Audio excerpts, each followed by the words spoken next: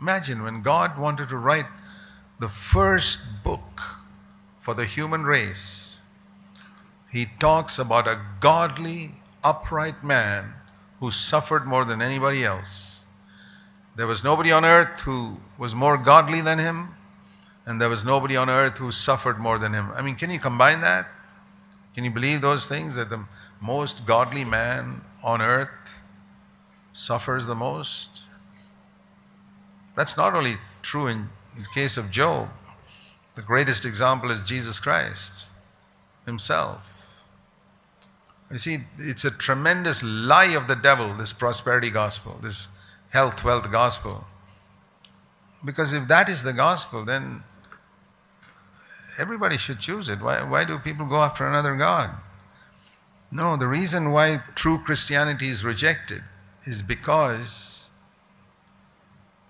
the true message of Christ says, if you really want to know God, you will suffer on this earth.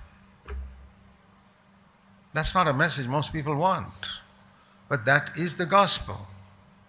And it's proved by God writing His first book about the most upright man in the world, suffering more than anybody else in the world, and being misunderstood by all the other preachers of his time.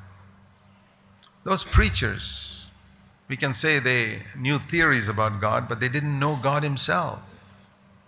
So when they saw this godly man suffering, they say, hey, you must have sinned.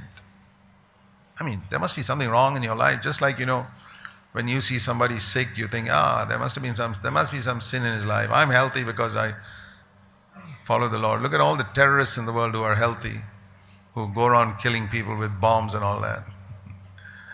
And that itself should expose the lie that everybody who's healthy is pleasing to God. Or look at all the criminals and crooked businessmen and crooked politicians who make millions and millions of billions of rupees. They're not pleasing to God. It's amazing how Christians don't seem to understand that. It's right before their eyes.